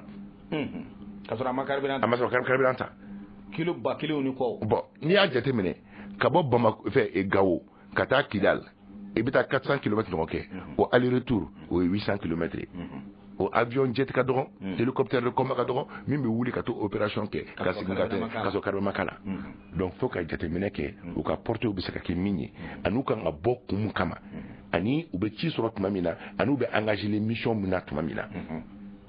donc généraux ni sɔrɔsi ɲɛmɔgɔ voilà donc olu de bɛ nin calcul bɛɛ kɛ parce que front ka bon il faut k'u positionner cogo la min k'a to ka se ka intervention kɛ parce que i t'a dɔn choc bɛ wuli yɔrɔ min na mais ni choc wulila yɔrɔ la qui est à 1000 km de la base de l'avion avion ka autonomie ta bɔ e ma ye américain ka avion na n'u bɛ vitesse ka ni tubabu ta u bɛ avion dɔ bɛ carburant ka avion dɔ kɔnɔ sanfɛ wa c'est pour que avion ka se ka continuer ka t'u ka mission na tuma dɔ u bɛ n'u ka bateau baw ye ka avion bila bateau sanfɛ ka t'u gɛrɛ fɔ yɔrɔ dɔ la u mago bɛ yɔrɔ min na a ka se ka yɔrɔ min sɔrɔ ka sigi bon i b'a dɔn kɔni avion b'an bolo mais u bɛ f'u ka jigin ka carburant ni fɛnw ta yɔrɔ la n'o fana bɛ kɛ fo k'o yɔrɔ ni fɛnw bɛɛ sécuriser olu fana ka sécuriser dɔ kana taa marifanin kelen ci ka avion milliard avion na ka t'o fana tiɲɛ i bolo ye donc fo k'o zone ninnu fɛnw fana sécuriser armée min bɛ nin baara in bɛɛ de ka taa mɔgɔ kana bila u kunna ko kɛlɛ an bɛ se k'a ban tile kelen ko par un coup de bâton magique non non non an bɛ kɛlɛ de kɔnɔ donc avion bɛ baara la yen avion mun sana Russie bolo avion kura de do c'est des Mi-35 les Mi-35 vous voyez sur américain ka avion sur là Russie ka avion laban de kɛlɛ a ka fari a fɛn bɛɛ la y'a d'a ma an y'a san ayiwa basi malidenw ka wari a sanna a ma d'a ma a sanna o ma Russie ti fɔ ma fu la bilen wa n tɛ n'o fɔ sa mais an b'o jate mun kɛla u bɛ se ka jamana bɛ se ka di u bɛ se ka an dɛmɛ u bɛ se ka nɔgɔya k'an ye u bɛ se ka fɛn dɔw di anw ma fu la an ka laɲini ka k'o ye kosɛbɛ bon min ye k'a fɔ ka na an dɛmɛ kɛlɛ la ala ka ko don ka kɛlɛkɛminɛn d'an ma ka assistance k'an ye voilà sisan parce que société ninnu caman ye u bɛ commercial état ta ye dɔ ye civil mɔgɔ wɛrɛw ta ye dɔ wɛrɛ ye affaire kɛlaw ta ye dɔ wɛrɛ ye mais laɲini don mɔgɔ kana a ko kɛ kɔfɛ ko ye an ka laɲini don Rusikaw k'an dɛmɛ hali n'u y'an dɛmɛ ni bolominɛw ye n'u y'an dɛmɛ ni assistant wɛrɛw ye n'u ye an dɛmɛ ni information ye n'u ka satellite ni fɛnw ye nin bɛɛ ye ko ye minnu bɛ se ka an dɛmɛ an kana Rusi an teri ye ka tɛmɛ an teri don hali sini n'an ye laɲini ɲini an ka continuer o laɲini kan a kan parce que kɛlɛ min b'an da la an dɔrɔn tɛ se k'a kɛ f'an ka dɛmɛbagaw kan sɔrɔ an yɛrɛ la quoi donc ni avion ta ɲɛ f'i la Rusiw ka avion i da ser'o ma o ye avion sugu jumɛn o ka baara ye mun ye oui ça c'est parce que avion mɔgɔw k'a faamuya avion ninnu dɔw bɛ yen o ye avion de combat ye dɔw bɛ yen o ye évacuation des blessés ani transport avion de transport de troupes dɔrɔn ye o hélico fana bɛ yen quoi alors nin bɛɛ ye hélico ye mais jet dɔw b'a la olu ye minnu bɛ taa farapu kɛ o ye n'a fɔ o ye super tucano ye n'a bɛ dɔw bɛ burukinaw bolo dɔw bɛ an kɛrɛfɛ jamanaw bolo a dɔw bɛ mali fana bolo bi u labɛnna kɛlɛ in kama Mi-35 b'an bolo i n'a fɔ komi bɛɛ bɔra kalama a fɔli tɛ ko dogolen ye donc ninnu bɛɛ kan ka don voilà ninnu bɛɛ kan ka don kɛlɛ kɔnɔna na marifa jugu don k'a don kɛlɛ kɔnɔ u bɛ don kɛlɛ kɔnɔ n'u don cogo de condition dɔw de bɛ rempli pour ka don kɛlɛ kɔnɔna na mais n'i wulila ka pan k'i bɛ to don kɛlɛ kɔnɔ ka sɔrɔ i man ka don a don kuma la ni ko taar'o sɔrɔ i ye jamana bɛɛ lajɛlen de mago sa fo mɔgɔ ka dɔn position dɔw de bɛ labɛn fɛn dɔw de bɛ labɛn na wusu ku churo mina dugo la ka wuli ka to ka baraka chugo mina dugo la ka fente ya donc combat fait be no obuka porter kono ube baraka ni bela ambu ni mission mon programme lendo kameta ni keta ba ube donc la o chugo la faut ka ta faut ku 100% soro ka fond bel kalabe mais e mon fo avion worobe mun te hélicoptère o ya fo super tikano ulu fana sana Brésil jamana de fait pour mo ka famia sana Brésil jamana fait société étatique doyi afwa ko Embraer o super tukano nu avion di ulu fana labena kele kama mais à santola ati komi akele kel machine de bo a usine na a de bo usine ko avion tobo chukumina mais e debe akele ke option ni fon ni donc tu ko kele kamar ba osika kunchela ani abi yeli ke chukumununa ato kasora ere mayi pour akata ka barake ani kata mo former aka ka malidon boya kata no fo Brésil demseni santani shigi santani konton samuka katu labe u chama avion kama ulu fana dontola don kele kono kele be labendi akata pa fose avion ko te komi ntara buru sa boulangerie la inana ka ashunono na ka dun avion ko te tende avion sani na livreli ani ka fin avion ta ere pan mogo de ba buli bon o mogo n'a sɔrɔ avion na ko fɔlɔ do fo ka taa mogo de former cɛkɔrɔba minnu b'an bolo kɔrɔbalen b'an bolo hali u bɛ se avion boli la olu tɛ se ka baaraw kɛ fo ka kɛ denmisɛnnin fitinin san 18 san 19 pour que ka se ka temps caman sɔrɔ ka baara kɛ n'a ye donc avion sara mɔgɔ bɛ mɔgɔw mɛn tuguni avion min kɛ film in tɛ o ka to k'i sigi écran na i bɛ avion bɛ ka mɔgɔw yɔrɔ bombarder fo mɔgɔ ka faamuyali kɛ u ka former la fɔlɔ o ye kelen ye deux u k'a dɔn k'a fɔ jamana in ka bon kɛlɛkɛyɔrɔ in ka bon cogo min na u bɛ kan ka wuli tuma min na ka jigin yɔrɔ minnu na ka fɔ bɛɛ de calcul de bɛ kɛ k'a lajɛ ni ennemi bɛ apporter tuma dɔw u bɛ information sɔrɔ mais comme n y'a fɔ kɛlɛ in mobiliser do tuma min na n'i k'e bɛ fɛ k'a sɔrɔ i ye calcul kɛ n'i y'u ɲini t'u k'u ye avion sugu wɛrɛw bɛ minnu bɛ t'u ɲini k'u ye les tétra olu bɛ retrouver i b'a sɔrɔ u bɛ porter mun na a porter ka jan kojugu a wulili ni fɛn kama ten donc an bɛ fɛɛrɛw de tigɛ u k'a dɔn ko surasi ɲɛmɔgɔw bɛ baara la kɛlɛ min don a fɔra bɛɛ ye président de la République côté nous sommes en guerre an bɛ k'a fɔ bon bɛɛ ka yira kan bɛ c'est un combat de longue haleine o kɔrɔ ye mun ye kɛlɛ in kuntala bɛ se ka janya mais mun b'a surunya mun bɛ se da an ma anw ka fara ɲɔgɔn kan an ka bɛn an ka dɔn k'an ka jamana bɛ kɛlɛ la an k'an ɲɛsin an ka jamana in dɔrɔn kumabɔli ma k'an ka sɔrɔsiw soutenir k'a dɔn k'a fɔ u y'a kara an ka fara ka miiri k'a fɔ an ye maliden ka tɛmɛ u kan k'anw bɛ ko dɔn ka tɛmɛ u fo ka t'u ka baara dɔn ka tɛmɛ u yɛrɛ kan an bɛ kuma kojugu an ka dɔ bɔ an ka kumaba in na ni jamana bɛ n'i ka bugu bɛ ka mɛnɛ n'i y'i sigi kumaba fɔ la bugu bɛ jeni ka ban tan k'i sigilen to a bɛ fɔ ko karisa ka bugu kɔrɔ ye nin ye o la an de ta y'an ka jamana ye an ta y'an ka armée ye anw jigi de y'an ka armée ye fɛn wɛrɛ tɛ anw bolo an ka armée in kɔ n y'a fɔ n'i banna i ka dɔgɔtɔrɔ la i ɲɛ bɛ dɔgɔtɔrɔ wɛrɛ de la donc an k'an wasa don an ta in na bonya ni karama kɔnɔ ka bɛɛ bonya i ka baara la ka dɔgɔtɔrɔ bonya ka baara la ka gesedala bonya ka baara la ka sotarama bonya ka baara la bɛɛ n'i ka baara sɛnɛkɛla n'a ka baara bɛɛ n'i ka baara an ka fara ka kumabaw fɔ ka taa an don ko kɔnɔ an tɛ mun ɲɔgɔn ka fɔ ten dɔrɔn gɛlɛman dɔw fana ye mun ye tuguni photo cɛrin anw yɛrɛ balima o la n ko ni duga ye mɔgɔ su kan a fɔ wuli ka bɔ an su kan kana fa filɛ karisa su kan donc kɔrɔ min ye an bɛ photo mun carina anw yɛrɛ denw an yɛrɛ balimaw an yɛrɛ joli de filɛ an bolo k'o photo ta k'o cɛrin k'o kɛ waso fɛn ye fi bɛ mɔgɔw ye u b'a fɔ karisa ne y'a ci ma e ma ya non ne fɔlɔ de y'a ci ma an ka sabali sa an yɛrɛ juguw bɛ nin fɛn ninnu dilan k'u bila olu de ka baara o ye an yɛrɛ bɛ kɛ sababu k'o cari k'an jamanadenw bɛɛ dusu kasi balimamusow man'u ɲininka ne ma se ka nin lajɛ ne tɛ se ka nin lajɛ bɛɛ dusu tiɲɛ parce que olu ka objectif recherché de ye nin ye bon i b'a ye minnu b'a a ye ba minnu ni fa minnu balima bɛ kɛlɛkɛyɔrɔ la karisa ka nin ko in kɔni i kana t'i yɛrɛ don nin na dɛ i kana t'i yɛrɛ da donc somɔgɔw yɛrɛ bɛ kɛ sababu ye ka kɛlɛkɛdenw la décourager kɛlɛ la ka da mun kan nin photo jugu ani kuma kolon minnu bɛ ka fɔ a ko la ten an k'an ka suw bonya silamɛ su tɛ exhiber a man ɲi an ka diinɛ t'a fan si fɛ an ka culture tɛ an ka tagabolo tɛ et puis jugu ka laɲini de don filanan kuma minnu bɛ fɔ sɛbɛnni kuntan minnu bɛ kɛ Facebook ni fɛnw kan page kuntan o dɔw signé Afrika Kibaru a don ta bɔta ne ko mun b'a jira aw la k'a fɔ ko nin jugu minnu bɛ ka nin wale kolon kɛ parce que u fana jamanadenw de don mun b'a jira la k'a fɔ olu de tɛ ka nin fɛn kuntan ninnu sɛbɛn ni nkalon haraba nkalon ni fɛnw tigɛ ka da sɔrɔdasi ɲɛmɔgɔw ni politikimɔgɔw na k'o papier bila k'o bila ka taa n'a y'o kalan aw bɛ t'o commenter mais ne ko jɔn tɔgɔ b'a kɔfɛ e tɛ a tɔgɔ dɔn e t'a dɔn mɔgɔ min y'a sɛbɛn fosi ka haraba nkalon dilan dɔrɔn k'a bila ten mɔgɔw bɛ taa baara kɛ n'o ye ka t'o ta k'o ɲɛsin an ka sɔrɔdasi ɲɛmɔgɔw ma ka t'u n'u ka turupuw kɔ don ɲɔgɔn na nin ye fasoden juguya dan ye dɛ donc ni faso jugu tɛ mɔgɔ tɛ nin kɛ donc mɔgɔw k'u hakili to o yɔrɔ fana la tuguni fɛn o fɛn ni auteur t'a la k'a fɔ karisa de y'a sɛbɛn karisa de y'a signé n sɔrɔ yɔrɔ filɛ nin fɛn tɛ an ka fara k'o kumaw commenter fo ka taa an yɛrɛ dusu tiɲɛ fo ka taa an kun kari ɲɔgɔn na fasoden juguw ka laɲini don an ka sabali an ka bɛɛ to bɛɛ bonya bɛɛ ka baara kɔnɔ Amadu Sangare i da sera maramafɛnko ma n'i y'a jate minɛ min ye awa cɛkɔrɔ bagayogo ninnu ye olu tun bɛ miki minnu ta ka taa farapuw kɛ ka segin ka na olu bɛ kilomɛtiri caman baw de bolo ko o mikiw taara mini non olu tun b'a banna armée caman kɔnɔ a fɛn ka jate minɛ n y'a fɔ n ko combat bɛ falen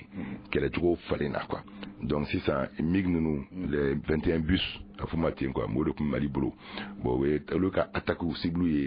cible mobile tɛ c'est des a fɔ ma ko cible statique c'est-à-dire que u bɛ taa min ɲini u b'a yɔrɔ dɔn u b'a calcul na fɛn kɛ bɔ wuli kama a bɛ ka taa o bombarder ka retourner bon anw ni kɛlɛ in mototigiw u bɛ yan bi sini u bolila ka taa yan fɛ donc u carinen bɛ parce que migi bɛ tir kɛ point kan mais ninnu hélicoptère bɛ se ka para kɛ ka kɛrɛfɛ u bɛ se ka sigi kɔ u bɛ taa fan bɛɛ fɛ mais migi ye bɔlɔ kelen a b'i tilen ka taga a b'i kari ka sigi a nɔ la ka na kɔ ka tiɲɛni ka sigi bon olu ka tumaw banna o kɔfɛ migi min kɔfɛ super irisiw yɛlɛla fo migi suguya wɛrɛw la mais o migi min b'u bolo a kɛlen tɛ a ka teli kojugu an ka kɛlɛ suguya in ma un de deux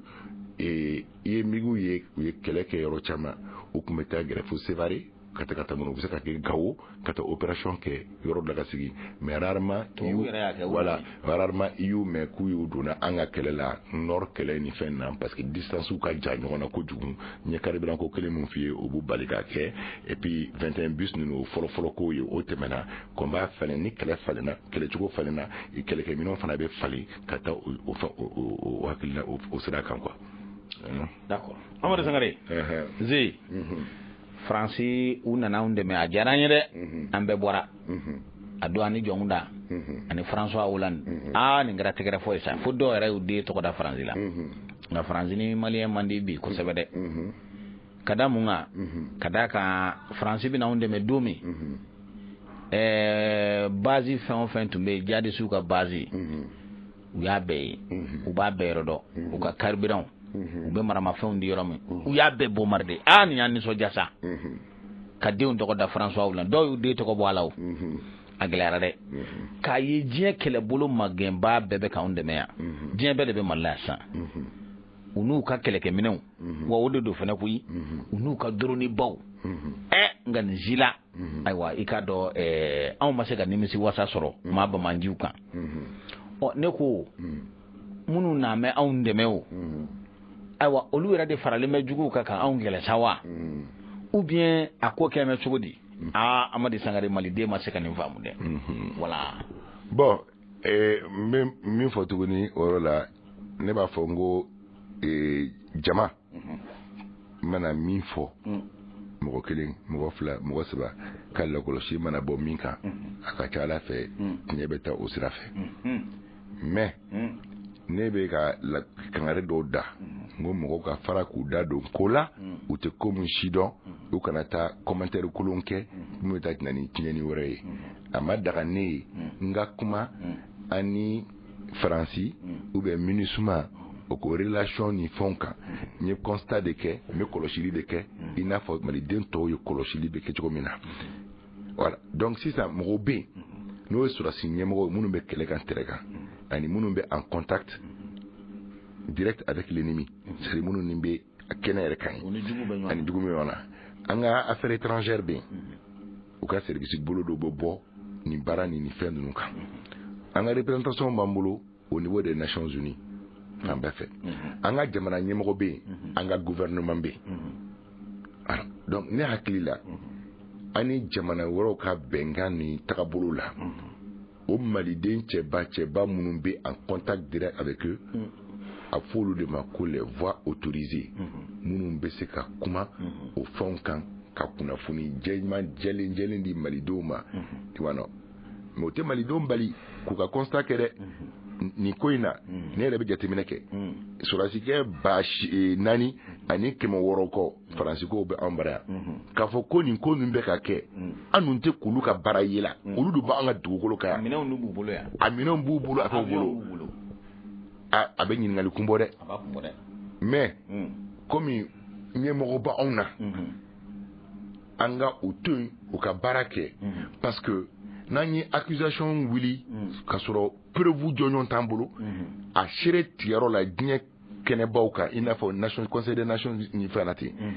ni an ka n bɛ se ka na ni preuve ye k'an ka kuma fɛn an bɛ jalaki sɔrɔ mais minnu kan k'o preuve reni o ye an ka ɲɛmɔgɔbaw minnu sen b'a la minnu autoriselen bɛ k'a fɛn kɛ donc n tɛna se ka commentaire kɛ n tɛ se ka taa kuma fɔ min bɛ se ka kɛ n ka jamana ma tiɲɛni ye n tɛ ka sɔrɔ n t'a si dɔn sinon n bɛ ka deli kɛ minnu ka sabali n kana taa kɛ olu ka clan kɔnɔna na mais n ta ye kɔlɔsili ye i ko bɛɛ ta ye kɔlɔsili ye cogo min na mais n bɛ min fɔ a ye na an ka wara faga i yɛrɛ k'i ka wara kunkolo minɛ maliden ka fara ɲɔgɔn kan n'an farala kogo cira basa bɛ don a fɛ n'anw banna ka fara ɲɔgɔn kan anw bɛ tila ka taa fɔ karisa nɔ don mais anw yɛrɛ ma dɛsɛ ka fara ɲɔgɔn kan fɔlɔ wa est-ce que an ka fara ɲɔgɔn kan baliya in o de tɛ na ni sababu ye olu fana ka o bolo minnu bɛ yen n'a bolow tɛ yɛlɛ n'a b'a fɔ ma ko main invisible u k'u sago kɛ parce que bɛn tɛ du min kɔnɔ o cɛ ka di dɛ o de la n b'a fɔ n'an farala ɲɔgɔn kan don min na n'an kan bɛ wuli n'a y'a yɛrɛ ye k'a fɔ ko tiɲɛ yɛrɛ la ko in bɛ tan n'an bɛɛ wulila diɲɛ mɔgɔ bɛɛ b'an ye mais dɔ wulilen dɔ sigilen ko kungo kelen na i b'a dɔn bɛnbaliya bɛ yen na ten dɛ donc n'a sɔrɔ ŋaniya juguya min b'o tubabuw kɔnɔ u na continuer u ka baara fɛ a bɛ kɛ anw de la mun bɛ na n'o ye an ye kɛlɛ natɔla ye an bɛ nin bɛɛ dɔn mais anw kɛɲɛna ka yafa ɲɔgɔn ma an kɛɲɛna k'an ka politikikɛlaw dɛ an kɛɲɛna k'an yɛrɛkɛlaw dɛ k'a ɲɛsin jamana kunko ma an bɛ tila ka taa fɔ la karisa n'o don fanko yɔrɔnin jateminɛ dɛ an ka malidenw an ka kala ɲɔgɔn na fɔlɔ an ka yafa ɲɔgɔn ma an ka ɲɔgɔn tɛgɛ minɛ ka kɛlɛ in kunbɛn k'an ka sɔrɔsiw soutenu ka vraiment an ka kan kelen fɔ an ka taa n'o ye an ka na armée kɛlɛ mali kɛlɛ ani politiki ko don ɲɔgɔn na sa récupération politique su kan a ɲɔgɔn fɛn cɛjugu tɛ an ka sabali sa tɛ bɛn ze kumakan laban mɔgɔw ko awa accord de défense signé Mali ani France cɛ ko kabini o kɔni kɛra sa ko Mali tɛ se ka avion wuli ni Mali bɛna sɔrɔsiw bɛna avion wuli France b'a fɔ ko a y'a jigi sanfɛla ye anw da ye ne ko accord militaire de signé ni France cɛ wa ou bien accord de défense de wa parce que ko in kɛra colonel bandaw ka waati n'i ka wuli in da si dɔ minɛ na ka filɛ bi tile gwan na dɛ non o kuma fu don sa o tɛ tiɲɛ sa zone de b'a kuma zone d'exclusion aérienne i n'a fɔ Nations Unies mɔgɔw bɛ yɔrɔ min na sisan zone neutre zone tampon u ka force bɛ yɔrɔ min na i n'a fɔ force Barkhane yɛrɛ tubabu yɛrɛ ka force u bɛ yɔrɔ min na donc sɔrɔsiw mana sigi yɔrɔ o yɔrɔ a dagalen bɛ u k'u ka yɔrɔ sécuriser n'a territoire mun yɔrɔ mun kɛnɛ mun bolo ni anw ka kɛnɛ o kɛnɛw coordonnées bɛɛ bɛ di an ka pilotes n'an ka fɛnw ma i n'a fɔ kɔsani na dɔrɔn ni Burkina ta kala Burkina ka ministre chef d'état-major des armées a ye kangari da ko a bɛ to ka avion dɔw ye panpan la ko ni mɔgɔ fɛ 48 heures avant u k'u prévenu avant que u ka panpan u ka yɔrɔ la o sinon u b'a considérer comme avion ennemi donc Mali qu'on après c'est la même chose ministre européen enfin européen nous tra mun fo donc o bise ka ke alibi argument ka ke kuma sababu offense et mtafo banakana argument ka ke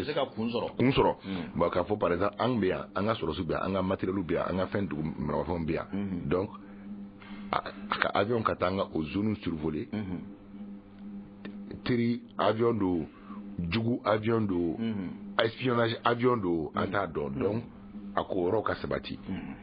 okaro angara spa oro kuna sans leur autorisation o itnie mais ka fo antanga avion wuli uka teoro muna kanta nga baroke ananga famela da no titnie ngo kuma haraba galono accord de défense fo ito fo nyekono ka nga avion te wuli na ma france nyinga hamela nga avion wuli angana nga avion wuli no ube ambi unana Nations Unies ka cadre la ube territoire ro bubulu oro yuka zonu ye ube barani fonke ina fo abeka fo to so anga so ka doctrinal parce que accord de ka fa no limité fo ka jusqu'à présent donc amanga do ro muna amada anga tanga avion pain mo fo a ka territoire terre c'est vrai anga territoire do mo kene mo robe keneka donc accord do beta fo ka takabulu akoy mais accord fo ite mimbe Mali avion défend kaka pan to menano anye jamana souverain mo ko ka stabiliser nimbe ni kumawde ni nitnyere tani akliere banamini kalaje iba ka fo ko tnyete mais nga du pani ka so mbe ko wala o fana fa ko jete mineke parce que abete intérieur abseka ke njuguye abseka ke tnyeni voilà. Oh, mais accord de défense de Siena en français tchewa ou bien accord de coopération de Siena en tchewa mindoa ni yoroni wala nyede bon nte mbeka mun fola nete iriskita kanda do kumala nti kuma mun do nti mishido parce que bomba la hakiti kumala manako accord de défense avec la France voilà coopération militaire mais ni accord de défense donc accord de défense doit que lorsque le pays avec qui on a un accord est agressé amène au secours là amène fenti bon on a secours ni qualité en journée ma qualité de la qualité mani ango fo bi ango fo sini a qualité mani mais mon fo comme anye bola chugomina nyemo fana nyebola ti onu barro nyebo fana nyebola ti mi me ka fo au global jama ya jama population de mun fuma unna ka mai population de mun fuma avec que sababu ye ou be fale ani anga nyemo be so ku koron chugomina ukangania be ka défini malidembe ku ngania don ka fa ameka talin jele ya siraka mais beni ka jamana benu ka calcul du uti wudi ku fa bala sinon ni siri laje u betara nyoko soro yo a nyoko le tara andala yawa ka musique kilo ntiawa libi o mata ba kala fima katam u shosho ka toro be do nyoko na fo ka o kololo tina andala ka onta ejibu journalina una na tu fra nyoko munisma de nyapati goloti de am go bula mina ante ko usoro lo keneka donc nebe mu fo jama ka hakilina akain barka bala uti kuma tomate kuma kunfe mais jini jama be fra nyoko ana bi kilin fo na nga bi kilin bena anga la nyini mu ma kanyasi fanga wara mu mba mbaraya na soro na be kangele fo ambe solution sur la problème là mais kanto fara ina kanto politique clair nuna kanto position nyini ya clair nuna ate bene voilà ay rebi kanga jamana di dangoro bani majara ikap makalaba ba ngak makalaba mbe foli bake anga sura sumu mbe keneka munun tura kelenna rola mbe ala deli aka yafakuye aku jigi ronya munun dalembe banana ala ka kenya duma ya rabbiyama munun balmaw turala ya rabbiyama ala kan beso munyu ani sabalila na mun ya islameyo munun ya chrétien yo o ka don sayabeta alala don sebene be ala bulu jamana donde do ambe de be kashilu nofe ambe de jamana kilin din ambe de balmamay mo dute malin kono min ressortissante armée konnana galziga kodo min tur beni toro fofu amerika keti anga sura siwla anga dawka nyemogol la angu demo ka barala anga information duma namu krefe population ka farauka ka donko sura si mali sura su de don ula kana bago de don anga je ka barake anga faraka wasu ni anyere ka malheureux an yɛrɛ ka problème ye an ka photo carinw dabila an ka video kelenkaw dabila an ka commentaire fu dabila an tɛ minnu fɔbaga dɔn an tɛ auteur la ka fɔ ɲɛ tɛ ka fɔ ta k'a yɛrɛ Facebook kɔnɔ a yɛrɛ internet la internet Facebook galon baaraninw dan don wa radio kumakɛlaw bɛ wele bulon ma an ka bonya babaw kan aw de bɛ ka kibaruya cari fan bɛɛ fɛ aw k'a dɔn kibaruya o kibaruya n'a bɛ se ka kɛ sababu kɛ ka faso ci n'a bɛ kɛ mɔgɔw kun kari ɲɔgɔn na ka fɔ ko jɔlen tɛ aw ka sabali an bɛ kɛlɛ kɔnɔ n'an bɛ kɛlɛ kɔnɔ radio yɛrɛ ɲini k'an b'o fɔ i bɛna radio récépissé ɲini a bɛ f'i ye ten fréquence kɔni waati min ni jamana bɛ gɛlɛya bɛ se ka jamana bɔ cogo di jamana ti ne t'o bɛɛ dɔn n'o dun kɛra i ka fréquence na bɔ u y'a fɔ dɛ voilà donc n'an bɛ kumaw fɔ an ka sabali an kana kumaw bɛɛ fɔ kumaw bɛ kuma la ni tiɲɛ t'a kɔnɔ ni tiɲɛ ni kuma don ni mɔgɔw dusu futinɛ kumaw don an ka sabali jamana bɛ kɛlɛ kɔnɔ jamana bɛ gɛrɛ kɔnɔ an ka sɔrɔ su ka dɔnkiliw da an k'u ma balima n b'a ɲini jeliw fana fɛ u ka wuli u ka masaw kala ɲɔgɔn na opposition majorité o nin si tɛ tiɲɛ kuma ye an bɛ tuma min na Mali dɔrɔn de ye tiɲɛ Mali de ye tiɲɛ Mali voilà Mali parti de ye tiɲɛ surtout ni Mali engagé bɛ kɛlɛ la an bɛɛ k'an bolo di ɲɔgɔn ma ne bɛ bɛɛ bonya ne tɛ mɔgɔ gosi n tɛ mɔgɔ kɔrɔfɔ parce que n tɛ campagne na n tɛ fosi la campagne na n b'a kɛ n ko Mali de fo mɔgɔw ka faamuyali kɛ n bɛ fɛn mun na ta Mali n bɛ fɛn dɔw dɔn bɛɛ tɛ mun ye la minnu b'a dɔn olu ma daga ka kuma fɔ o de la n bɛ wulila parce que ne balannen tɛ n tɛ fonctionnaire ye n tɛ parti politique la n tɛ coloration tɛ na fosi n bɛ Mali parti de la n bɛ fɛn dɔw dɔn n ye diɲɛ yala n ye faamuyali dɔ kɛ n bɛ fɛ ni n balimaw kaw expérience passé k'an ka jamana sutura n t'a kun ye o de ye. Amadi Sangare n'an ko i ma ko ze baro kundala jɛɲɛna nka a jara an ka foli b'i ye maliden caman na faamuyali sɔrɔ nin na bi hakɛto bɛ nin kan salalamu b'i ye maliden caman na faamuyali sɔrɔ nin na bi hakɛto bɛ nin kan salalamu b'i ye maliden caman na faamuyali sɔrɔ nin na bi hakɛto bɛ nin kan salalamu b'i ye maliden caman na faamuyali sɔrɔ nin na bi hakɛto bɛ nin kan salalamu b'i ye maliden caman na faamuyali sɔrɔ nin na bi hakɛto bɛ nin kan salalamu